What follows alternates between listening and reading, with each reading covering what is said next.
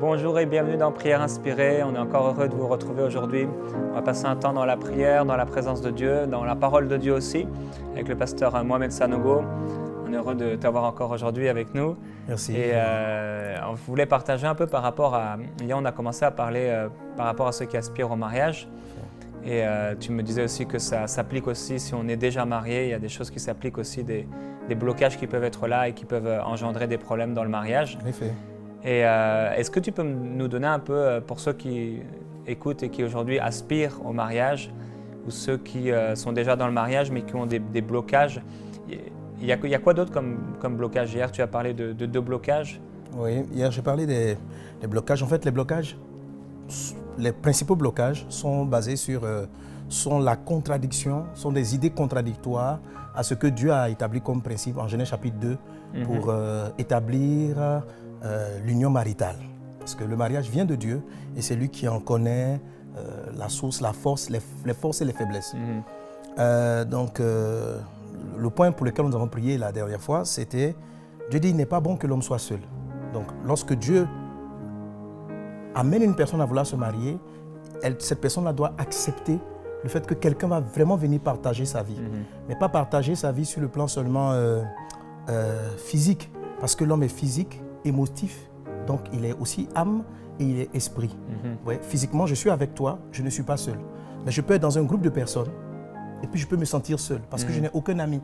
Donc la solitude n'est pas seulement physique, elle est aussi de l'âme. On peut être avec un mari dans sa maison, on peut être avec un conjoint et se sentir seul. C'est-à-dire incompris, on n'arrive pas à discuter. Or Dieu dit, il n'est pas bon que l'homme soit seul. Alors si je me marie, j'ai quelqu'un avec qui je dors dans le lit, mais qu'on ne communique pas, je serai comme quelqu'un qui se trouve dans une foule sans... Je serai seul. Donc on a une solitude physique, on a une solitude de l'âme, on a une solitude au niveau de l'esprit.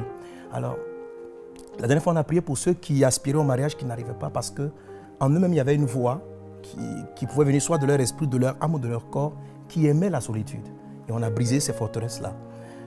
Il se peut que malgré que ces sentiments-là ou ces pensées intérieures existent, certains arrivent à se marier, donc ils vont dans le mariage et dans le couple, dans le cadre du couple, ils auront des difficultés à accepter l'idée de l'autre, de collaborer avec la personne. Indépendant, quoi. Parce qu'en fait, dans la maison, ils seront indépendants. Accepter de se marier, c'est accepter de partager. Parce qu'il n'est pas bon d'être seul. La Bible dit dans le livre d'Ecclésiaste, 2 valent mieux qu'un. Si un tombe, l'autre le relève, etc. Donc, le rejet de « il n'est pas bon que l'homme soit seul » peut se retrouver aussi au niveau du foyer et créer des problèmes dans le cas de couple. Alors, les forteresses que nous avons ébranlées hier pour ceux qui aspirent au mariage sont tout aussi valables pour ceux qui sont déjà mariés. Est-ce que, tout en étant marié, vous acceptez de ne pas être seul? Est-ce que vous acceptez profondément de ne pas être seul, de ne pas être dans votre coin, d'avoir à partager, d'avoir à échanger, etc. Donc, cette prière qu'on a faite hier concerne aussi les personnes mariées dans la vie desquelles a persisté les forteresses et les raisonnements de solitaire, d'indépendance, de solitude. Voilà. D'accord. Aujourd'hui, tu voulais compris aussi par rapport à d'autres blocages, c'est ça? En effet. Tu voulais parler de ça, ouais. Voilà, aujourd'hui, je voulais que nous puissions prier toujours pour ceux qui aspirent au mariage. Et comme je l'ai dit tantôt, ce dont je parle concerne quelque part aussi ceux qui sont déjà mariés. Voilà, parce qu'on peut être on peut être officiellement auprès de la loi marié, tout le temps dans le couple étant vraiment seul. Donc alors, ce dont je parle touche aussi ces points-là.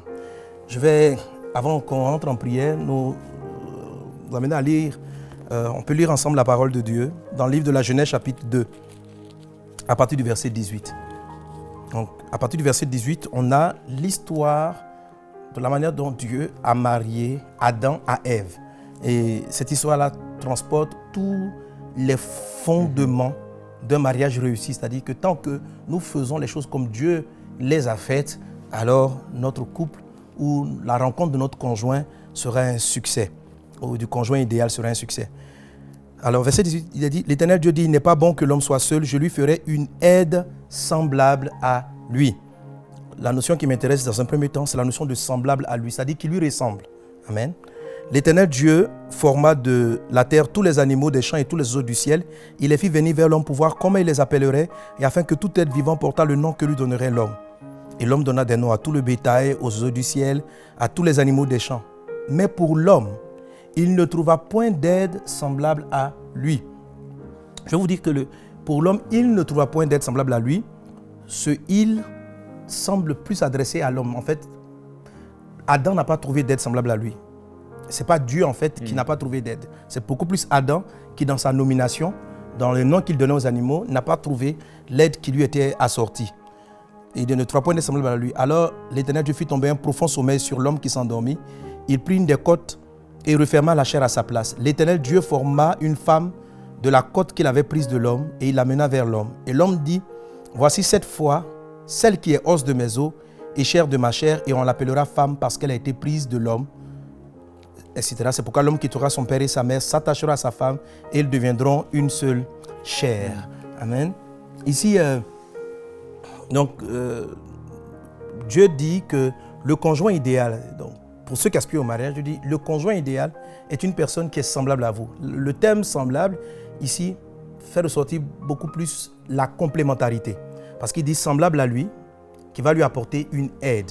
Donc quelqu'un qui vient combler nos manquements, combler nos vides. Mais le point pour lequel j'aimerais comprendre, c'est beaucoup plus la notion du conjoint qui nous ressemble. Alors, lorsque Adam voit Ève, il dit elle est os de mes os, c'est-à-dire elle me ressemble de l'intérieur et elle est chair de ma chair, elle me ressemble aussi de l'extérieur. Nous sommes similaires. Le problème qu'il y a avec ce niveau et qui empêche plusieurs personnes de se marier, c'est qu'ils ont une identité, corrompue. C'est-à-dire elles ne sont plus ce qu'elles auraient dû être.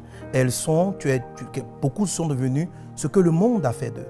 Par exemple, un enfant qui est censé être personne qui allait avoir de l'assurance, peut être tellement martyrisée dans la vie, tellement souffrir, qu'elle n'a plus confiance en elle-même. Comme on dit souvent, elle est broke, elle est détruite d'elle-même de l'intérieur.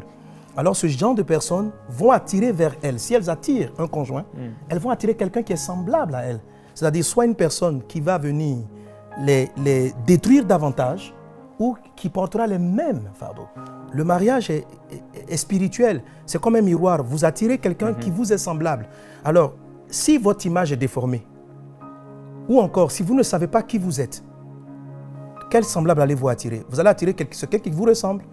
Alors si quelqu'un est malade, il attirera un malade parce qu'il attire un semblable. Si quelqu'un est bien portant, il attirera une personne bien portante. Si quelqu'un ne se sent pas bien, il attirera aussi une personne qui lui est semblable, qui ne se sent pas bien. Donc souvent les gens avec lesquels on s'est marié reflètent une partie de notre être intérieur que nous ignorons quelquefois. On peut être rempli de colère pour dire ceci ou cela contre l'autre, mais on a attiré un semblable. Pour réussir le mariage et pour rencontrer le bon conjoint, il est important de venir face à Dieu pour que Dieu restaure l'identité qu'il nous avait donnée avant que nous nous naissions.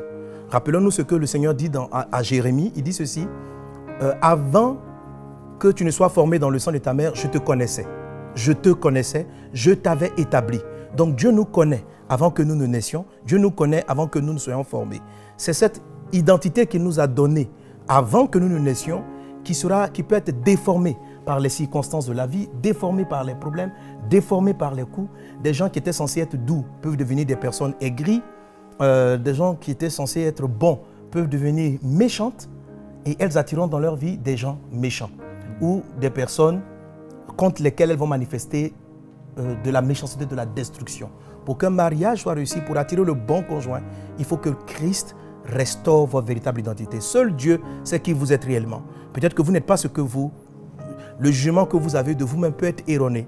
Il peut être un faux raisonnement de vous-même, mais Dieu vous connaît. Alors, il faut vous mirer vis-à-vis de la parole de Dieu. Dis, Seigneur, restaure mon être. Tu me connais mieux que moi-même. Tu sais qui je suis. Tu sais qui je suis. C'est toi qui m'as tissé, qui m'as fondé, avant même que mes parents ne me connaissent. Je suis né dans une famille, ils m'ont donné une éducation. Mes parents m'ont donné peut-être un prénom, mais il y a un nom que Dieu m'a donné dans l'éternité. Il y a un prénom que Dieu me donne, que lui seul il connaît. Lorsque Jacob est né, vous voyez Jacob, ses parents l'ont appelé usurpateur. Le nom Jacob signifie usurpateur. Toute sa vie a été marquée par l'usurpation, par la tromperie. Et vous vous souvenez de Jacob? C'est une histoire très profonde. Jacob a usurpé, quelque part, la bénédiction de l'héritage.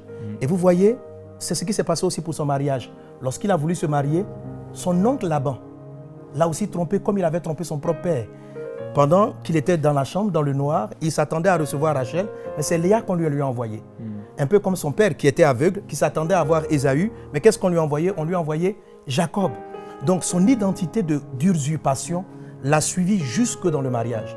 Lorsque Jacob rencontre Dieu, lorsqu'il le rencontre, il dit, Seigneur, je suis fatigué de cette vie. Je suis fatigué de cette vie. Ils sont là. Bénis-moi avant que tu ne partes. Alors le Seigneur lui dit ceci, tout ce qu'il a fait. Je t'appelle maintenant Israël. Donc Dieu lui a redonné l'identité qu'il avait dans l'éternité. Jacob, c'est le nom que les parents lui ont donné parce qu'on avait vu qu'il avait saisi les pieds d'Ésaü à la naissance. On l'appelait celui qui usurpe. Et cette identité était une identité mensongère. Voilà. Certains sont coléreux, timides, intimidés, froissés, abattus. Mais ce n'est pas votre véritable identité. Et cette fausseté-là peut corrompre votre mariage. Nous aimerons prier le Seigneur pour que Dieu restaure les identités. Parce qu'une fois que l'identité est restaurée, on attire la personne qui nous est réellement semblable. C'est-à-dire notre véritable conjoint assorti.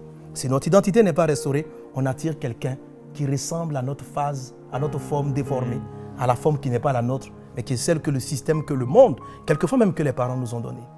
Nous voulons prier le Seigneur pour la restauration de l'identité. Parce que le mariage est basé sur le semblable à. Amen. Amen, c'est puissant. Nous allons prier le Seigneur. Prions Alléluia. Dieu. Nous allons prier au Seigneur. Alléluia. Seigneur Jésus. Alors, si vous êtes là où vous tenez, mettez la main sur le cœur et priez sincèrement, vous tous qui aspirez au mariage, et vous-même qui êtes déjà mariés, mais qui sentez que vous avez une identité déformée, c'est pas le temps il n'y a pas de divorce à faire.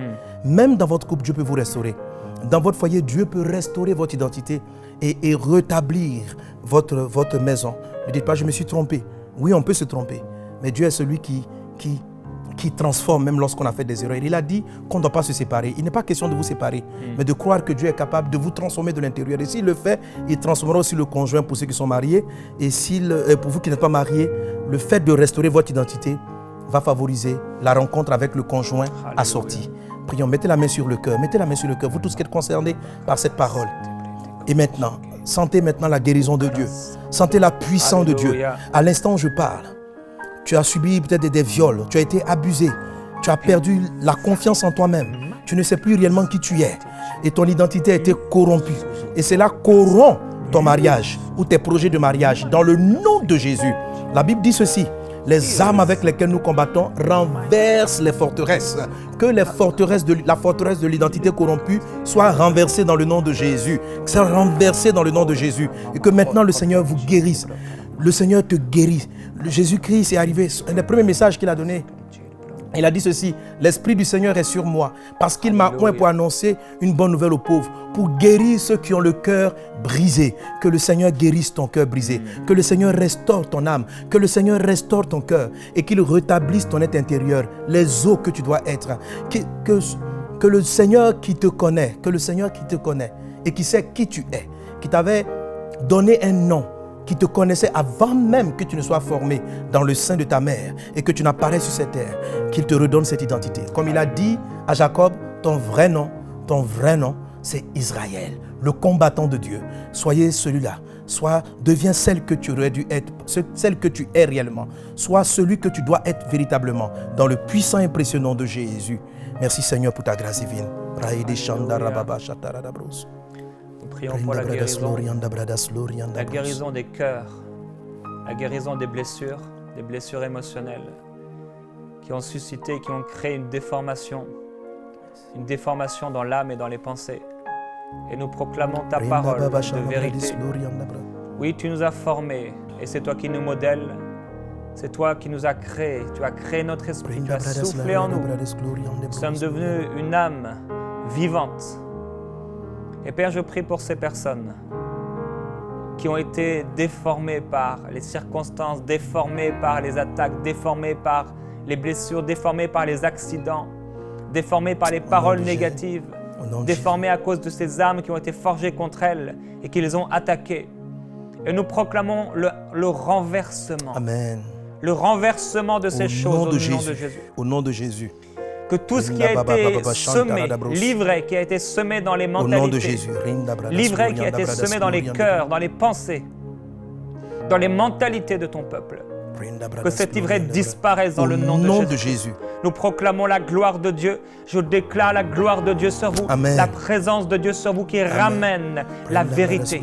Qui ramène la vérité. La sagesse de Dieu remplit votre vie maintenant. La gloire du Seigneur Jésus-Christ remplit votre vie, remplit votre cœur, afin que vous puissiez être ce vase d'honneur pour la gloire du Dieu vivant. Que vous puissiez entrer dans tout ce que le Seigneur a prévu pour vous. Oui, Père, je prie pour cela. Qu'ils entrent, que ton peuple entre pleinement dans ce que tu as prévu pour lui. Forme des couples qui soient solides, des couples qui soient forts, où chacun exerce, où chacun vit et demeure dans ce que tu as prévu pour lui. Oh glorieux Jésus-Christ, rétablis ton image en nous, rétablis ta puissance en nous, rétablis ton identité, rétablis l'identité de ton peuple et que chacun puisse marcher selon ce que tu as prévu pour elle, que chaque personne puisse marcher selon ce que tu avais prévu de toute éternité. Oui, glorieux Père, nous voulons marcher dans tes traces, marcher dans tes pas.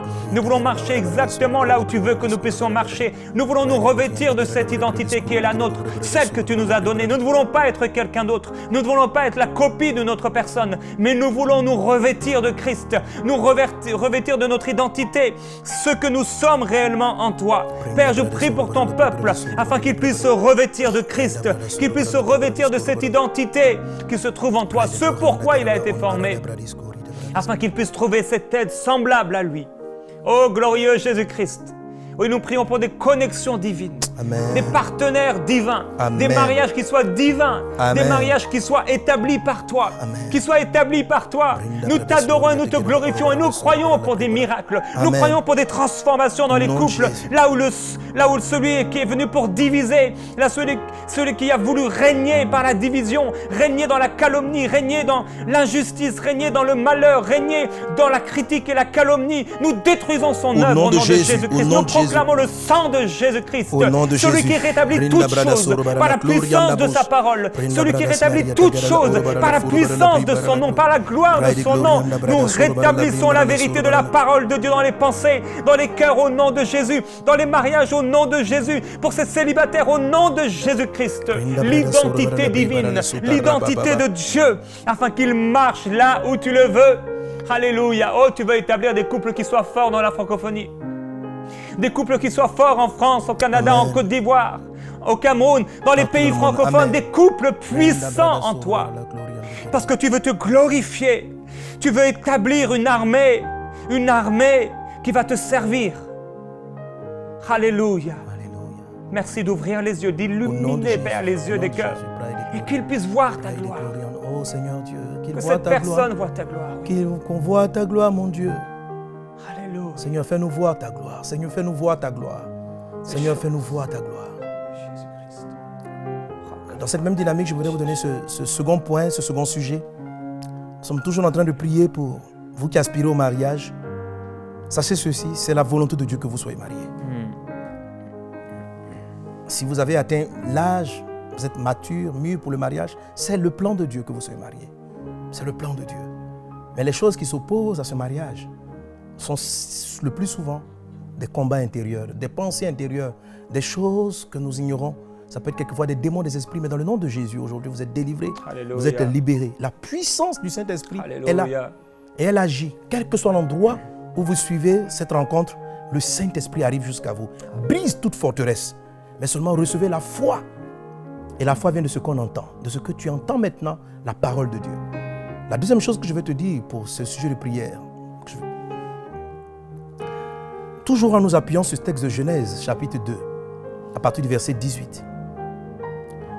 Lorsque Adam a regardé, a vu Ève, il dit, cette fois-ci, voilà celle qui est os de mes os, chair de ma chair.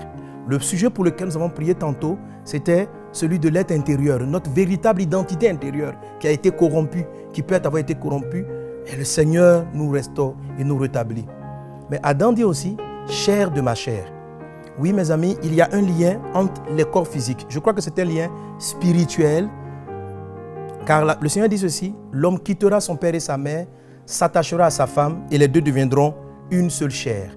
Notre chair, notre corps, peut être aussi corrompu.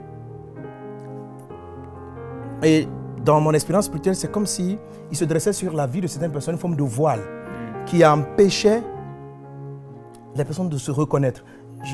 Je reste convaincu que les rencontres avec le conjoint idéal sont divines. Elles sont... Il y a une telle symbiose. Aujourd'hui, je bénis Dieu quand je vois mon couple, mon épouse. On aura l'occasion de prier avec elle. C'est une connexion divine. Et c'est basé sur certains points. Et nous allons prier le Seigneur par rapport à ceci, parce que je disais tantôt que le corps spirituel, le corps peut être corrompu. Dans le livre de 1 Corinthiens chapitre 6, verset 16, il est dit: ne savez-vous pas que celui qui s'attache à la prostituée est un seul corps avec elle? Car il est dit, les deux deviendront une seule chair. Ce que le Seigneur nous dit dans ce texte, c'est que celui qui a des rapports sexuels avec une prostituée, c'est-à-dire une femme qui n'est pas celle qui lui est destinée, son épouse, donc on appelle donc prostituée, ou bien une femme qui a des rapports avec un homme qui n'est pas son mari, le texte dit clairement qu'ils deviennent une seule chair. C'est-à-dire que les rapports sexuels créent un lien spirituel entre les personnes qui sont allées ensemble. Il y a un lien. Et leur corps devient unique. Aujourd'hui, peut-être de faciès, on ne voit pas, ma chair n'est pas collée à celle de mon épouse. Donc quand Dieu dit que je suis devenu une seule chair avec mon épouse, ce n'est pas qu'on a le même corps physique, c'est une déclaration spirituelle. Il y a un lien qui s'est tissé. Il y a un lien qui se tisse entre vous et les partenaires que vous avez. Dès l'instant que vous avez des partenaires, selon ce texte de 1 Corinthiens 6, 16, il y a un lien qui se tisse. Alors il se peut que, spirituellement parlant, vous ne vous ressemblez plus. Parce que vous êtes devenu une seule chair avec Monsieur X. Vous êtes devenu une seule chair avec Mademoiselle Y. Une seule chair avec, etc., avec un tel ou tel. Vous avez 3 à 4 partenaires. Avec chacun de ces partenaires, il s'est tissé un lien. Vous devenez une seule chair, une seule chair. Alors à quoi ressemble spirituellement parlant votre corps? Comment votre Adam pourra-t-il dire os de mes os, chair de ma chair? Parce que le chair de ma chair, votre chair, c'est la chair d'un tel, c'est la chair d'un tel. C'est une combinaison d'individus. Parce que vous avez eu des rapports sexuels en dehors du mariage. Pas avec la bonne personne. Et l'Esprit m'a fait comprendre que aujourd'hui, c'est un véritable obstacle à la vie conjugale. Les gens rentraient dans le cadre du mariage avec plusieurs visages en eux. De tous leurs partenaires, ils entraient dans le mariage avec plusieurs visages. Et certains n'arrivaient pas à entrer dans le mariage parce que tout simplement, le conjoint n'était pas attiré, le conjoint surtout n'était pas attiré parce qu'il ne retrouvait pas la chair de sa chair. La chair de sa chair était engluée dans une combinaison de différentes chairs spirituelles. Et donc, les personnes sont à l'église et personne ne les remarque. Elles peuvent être fonctionner avec le conjoint qui leur a sorti mais ne les voit pas. Tout simplement parce que leur visage spirituel est déformé, le fait d'avoir eu plusieurs contacts. Mais la Bible dit ceci: si nous confessons nos péchés, Christ est fidèle et juste pour nous les pardonner. Dans le livre de Hébreux chapitre 13, verset 4, il dit que le lit conjugal soit exempt de toute souillure.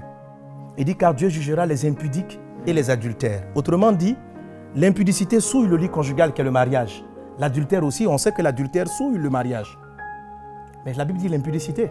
Ça signifie, or, on parle d'impudicité dans le cadre de rapports sexuels en dehors du mariage. Ça veut dire que les rapports qu'on a eus avant le mariage peuvent souiller le mariage qu'on aura après. Selon donc Hébreux chapitre 13. C'est pourquoi il est important de les confesser et de croire dans le pardon de Jésus et de croire que Dieu restaure votre visage maintenant. Et d'encourager les personnes, de vous dire, fuyez l'impudicité. La Bible dit, tout autre péché qu'un homme commet est en dehors de son corps. Mais celui qui commet l'impudicité pêche contre son propre corps. Et c'est ce dont je suis en train de vous parler. Si vous péchez contre votre propre corps, vous le déformez et vous empêchez ou vous défavorisez votre mariage. Ou si vous entrez dans le mariage, votre couple sera constamment en conflit parce que vous portez les mauvaises images. Vous n'êtes pas vous-même. Vous n'êtes pas vous-même. Et j'aimerais que nous puissions prier réellement pour tous ceux qui, dans les fiançailles, tombent dans l'impudicité. Il faut vous confesser, il faut arrêter cela. Il ne faut pas commettre l'impudicité. Ça vous détruit. Le mariage est tellement sacré, les rapports sexuels sont tellement importants qu'il faut les garder pour le mariage. En dehors du mariage, vous entraînez dans votre couple une souillure future. Même si c'est votre fiancé, même si vous semblez être convaincu que c'est avec cette personne-là vous allez vous marier, attendez l'engagement du mariage avant d'avoir des rapports intimes parce que vous allez vous créer de sérieux problèmes. Vous allez inviter la souillure et la destruction dans votre futur foyer. Alors, confessez-vous, croyez dans le pardon de Jésus. Ne sortez pas de cette prière en vous culpabilisant, outre mesure. Après le pardon, Dieu vous a pardonné. Vos péchés sont pardonnés. Amen. Et Christ va restaurer votre vrai visage, mais seulement ne péchez plus, de peur qu'il ne vous arrive des choses pires. Fuyez l'impudicité. La Bible dit de le fuir. Il faut que vous soyez violent envers vous-même. Fuyez l'impudicité. Ne suivez pas l'esprit du monde qui autorise à ce qu'on ait des rapports avec la personne qu'on aime. Non, non, non, non, non. Ce n'est pas l'esprit de Dieu. Fuyez l'impudicité. C'est après avoir quitté votre père et votre mère que l'homme doit s'attacher à sa femme et ils vont devenir une seule chair. Donc l'homme quittera son père et sa mère, c'est-à-dire il se met en posture du mariage. Il s'attache à sa femme, donc il s'attache par les liens du mariage avant qu'il ne devienne une seule chair. C'est ce que la Bible dit. L'homme quittera son père et sa mère, s'attachera à sa femme et ils deviendront une seule. Donc il y a d'abord l'attachement qui est émotionnel avant d'avoir les rapports sexuels, parce que ce sont les rapports sexuels qui rendent une seule chair. Amen. Prions ensemble le Seigneur. Seigneur Dieu des cieux, nous nous prosternons devant toi et nous te demandons pardon. Pardon pour nos vies et pardon pour tous ceux qui avons péché dans l'impudicité, dans l'adultère. Nous avons méprisé ta parole qui dit que nous devenons une seule chair et nous sommes devenus une seule chair avec des personnes. Et aujourd'hui, cela nous empêche d'entrer dans le mariage. Je prie, Papa, pour tous ceux qui sont concernés par ce sujet. Pardonne-leur dans ta grâce divine. Tu as dit dans ta parole que tu donnes ce pouvoir à tes serviteurs. Ce qu'ils lieront sur la terre sera lié dans le ciel. Ce qu'ils délieront sur la terre sera délié dans les cieux. Seigneur, je sais que tu disais cela en connaissance de cause, sachant que plusieurs hommes et femmes sur la terre avaient établi des liens spirituels avec les différents partenaires qu'ils avaient établis.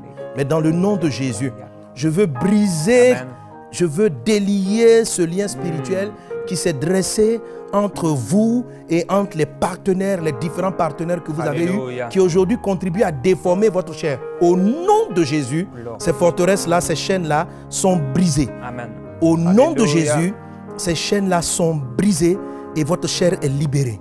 Votre chair est libérée, votre chair retrouve la forme initiale que Dieu lui avait donnée. C'est cela, la Bible dit, le sang de Jésus est puissant pour nous pardonner, mais pour nous purifier, c'est-à-dire pour enlever toute forme de souillure qui s'est tissée dans notre vie.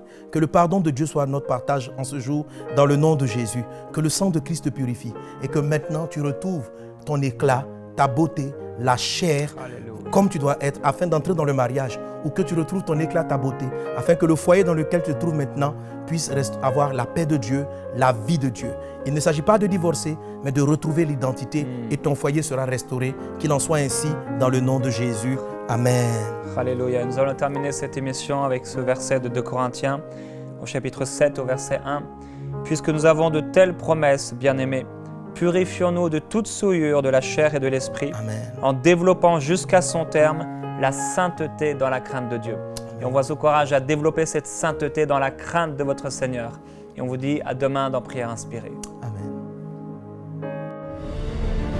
Envoyez-nous vos sujets de prière à prière@enseigne-moi.com.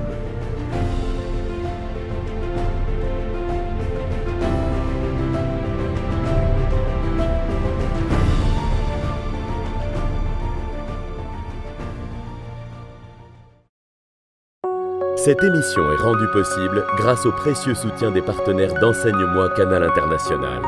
Retrouvez tous nos programmes sur emcitv.com.